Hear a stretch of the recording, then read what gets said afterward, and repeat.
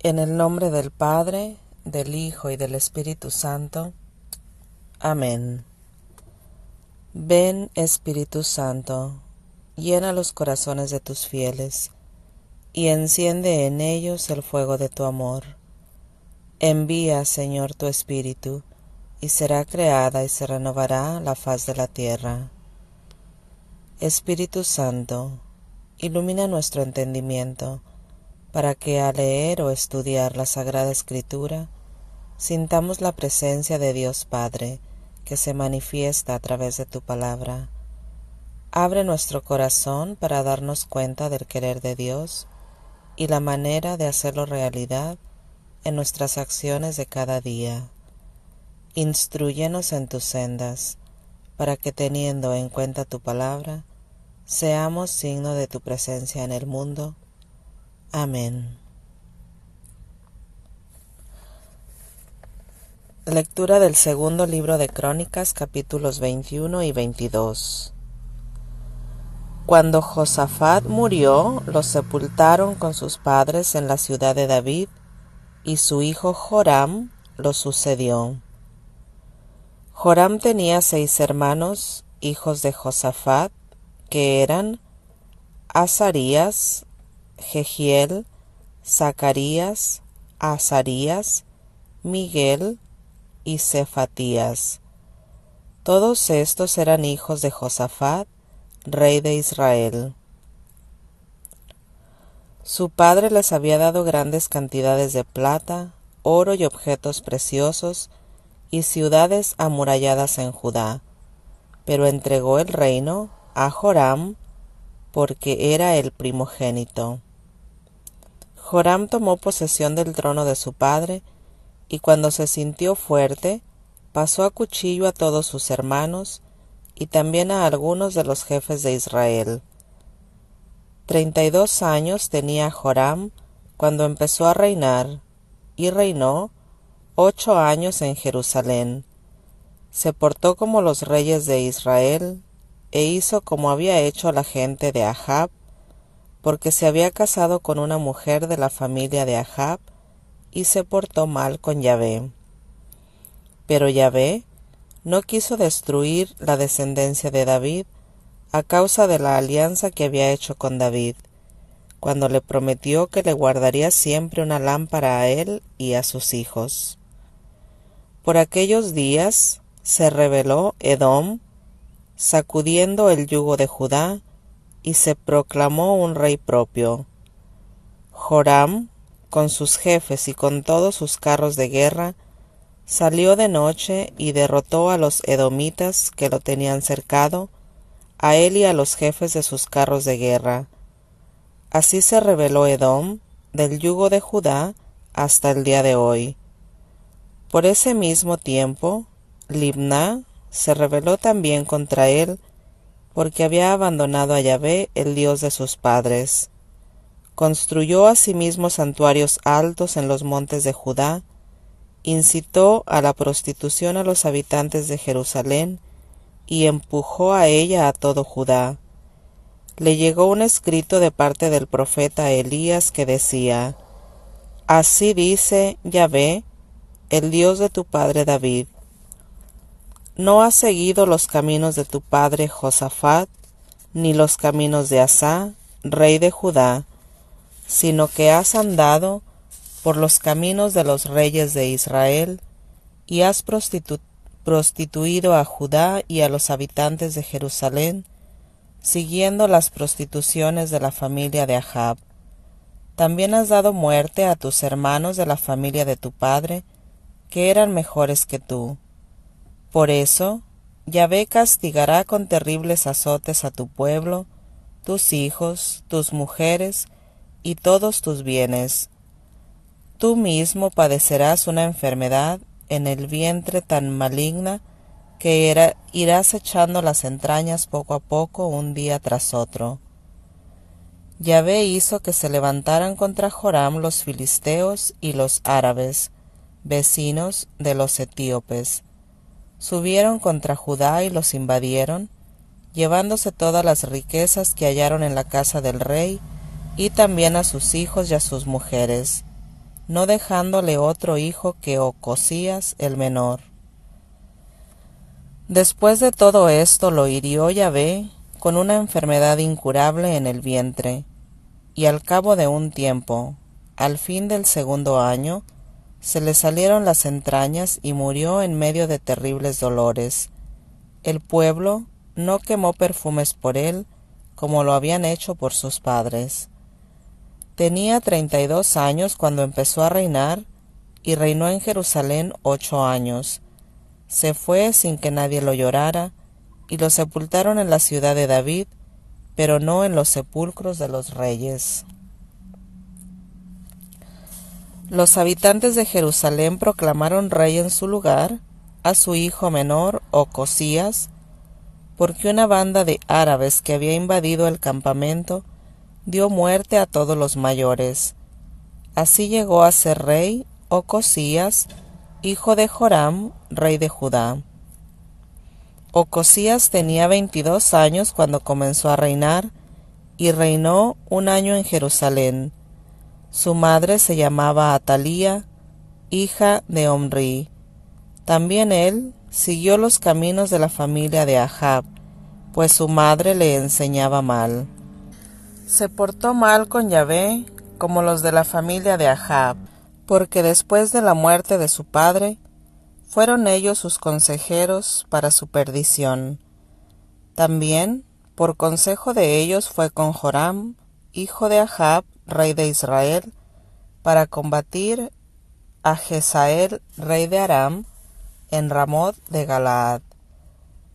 Los arameos hirieron a Joram, que se retiró a Jezreel para curarse de las heridas que había recibido en Ramá. En la batalla contra Hazael, rey de Aram, Ocosías, hijo de Joram, rey de Judá, bajó a Jezreel para visitar a Joram, hijo de Ahab, que se encontraba enfermo.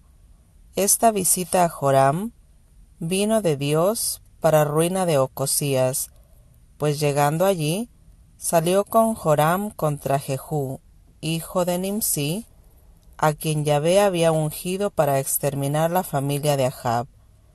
Mientras Jehú hacía justicia con la familia de Ahab, se encontró con los jefes de Judá y con los parientes de Ocosías, que estaban a su servicio, y los mató.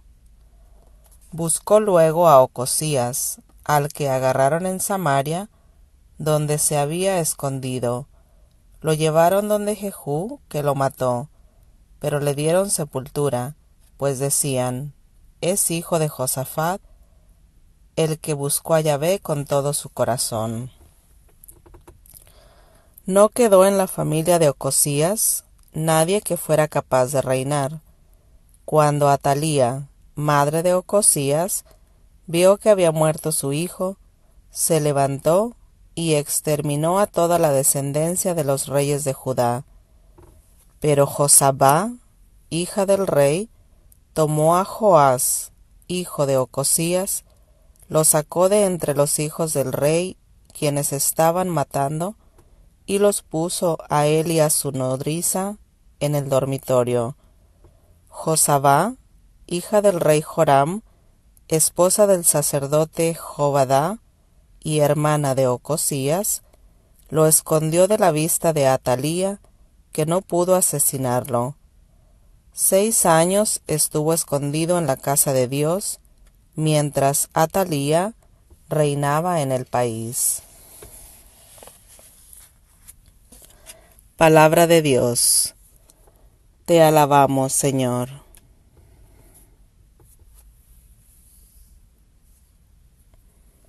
Lectura del segundo libro de Macabeos, capítulo 14. 3 años después, los partidarios de Judas oyeron hablar de Demetrio, hijo de Seleuco, que acababa de desembarcar en el puerto de Trípoli con un gran ejército y una flota. Se había apoderado del país y había dado muerte a Antíoco y a su tutor Lisias. Entonces apareció un tal Álcimo, que había desempeñado antes el cargo de sumo sacerdote y que se había vuelto impuro voluntariamente en tiempos de la revuelta. Comprendía que ya no tenía ningún futuro y que jamás recuperaría su lugar junto al santo altar. Por eso, el año 151, fue a ver al rey Demetrio y le ofreció una corona de oro con una palma y, según la costumbre, además, ramos de olivo en nombre del templo.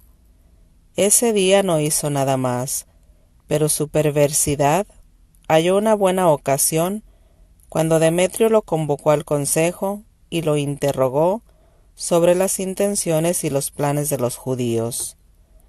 Respondió entonces: un grupo judío, el de los asidios, cuya dirección ha tomado Judas Macabeo, mantiene la guerra y la sedición. Ellos no permitirán que el reino encuentre su estabilidad. Por mi parte, me privaron del cargo que me venía de mis antepasados. Hablo del soberano sacerdocio. Si he venido hasta aquí ahora, ha sido, en primer lugar, con la sincera preocupación de los intereses del rey, pero también porque quiero el bien de mis conciudadanos, porque toda mi raza experimenta una verdadera miseria por culpa de esos insensatos que acabo de nombrar.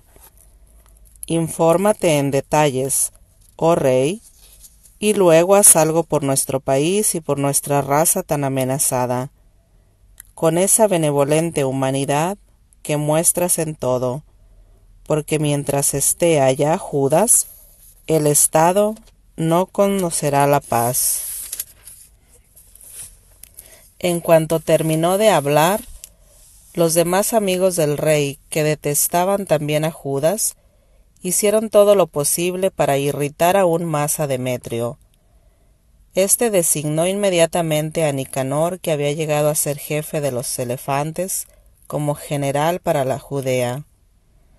Lo mandó con la orden de hacer desaparecer a Judas, de dispersar a sus hombres y de restablecer a Álcimo como sumo sacerdote del sublime templo. Los paganos que habían huido de Judea por temor a Judas se fueron en masa con Nicanor, pensando que las miserias y desgracias de los judíos causarían su propia dicha.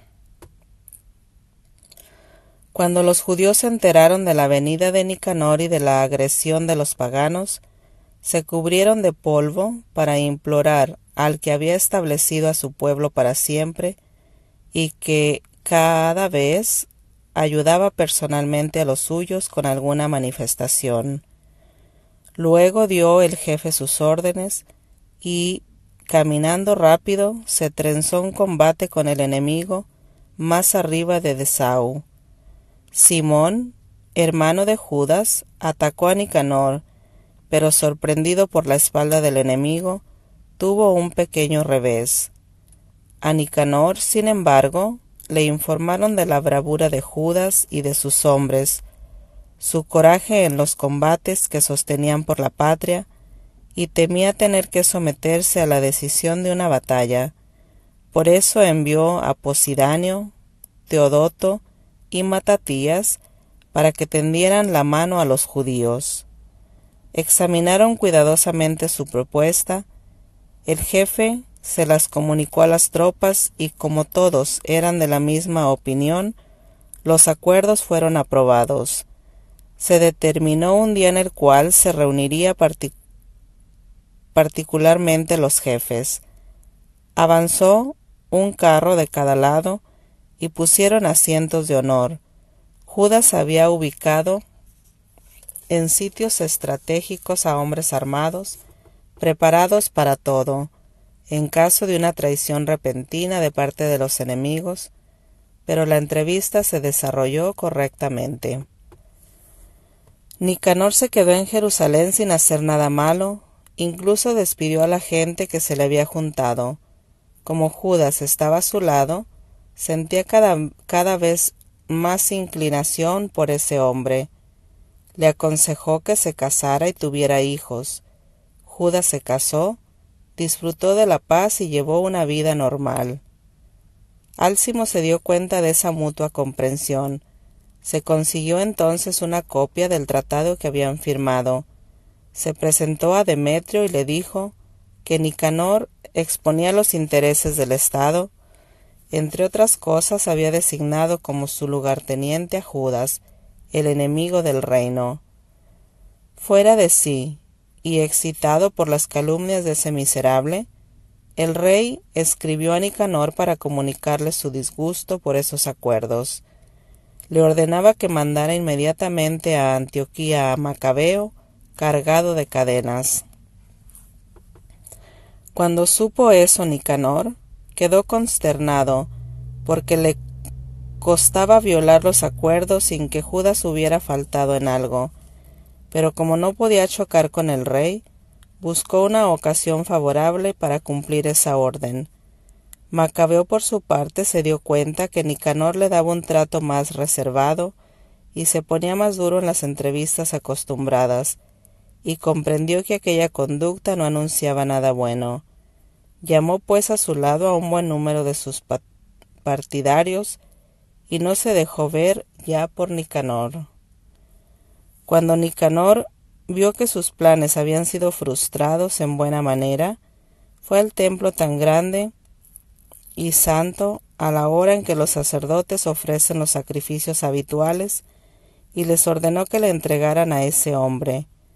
Los sacerdotes declararon con juramento que no sabían dónde se hallaba aquel que buscaban.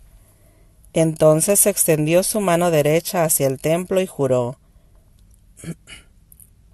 si no me entregan encadenado a Judas, arrasaré este lugar consagrado a Dios, demoleré el altar y en este mismo lugar construiré un templo magnífico en honor a Dionisio. Después de esas palabras se alejó. Los sacerdotes alzaron sus manos al cielo, invocaron al perpetuo defensor de nuestra nación. A ti, Señor del universo, que nada necesitas, te agradó tener entre nosotros un templo donde moras. Ahora, pues, Señor, santo de toda santidad, mira a esta casa que acaba de ser purificada y protégela para siempre de cualquier inmundicia. Denunciaron ante Nicanor a un tal Rasis, uno de los ancianos de Jerusalén. Era un hombre de muy buena fama, que amaba a sus conciudadanos y al que llamaban por su bondad el padre de los judíos. En los primeros momentos de la rebelión había sido acusado de judaísmo y se había dedicado en cuerpo y alma, de 1000 maneras, a defender el judaísmo.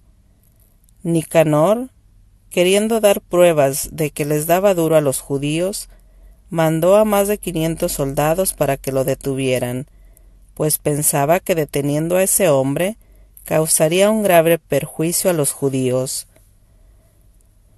Cuando ya los soldados ocupaban la torre y mandaban a buscar fuego para incendiar la puerta de entrada y forzarla, Rasis, viéndose cercado, se traspasó con su espada. Prefería morir noblemente antes que caer en manos de esos bandidos y sufrir ultrajes indignos de su nobleza. Pero había actuado precipitadamente y no acertó al golpe. Así pues, cuando franqueaban ya la puerta, se subió valientemente a lo alto del muro y desde ahí se lanzó sobre la turba.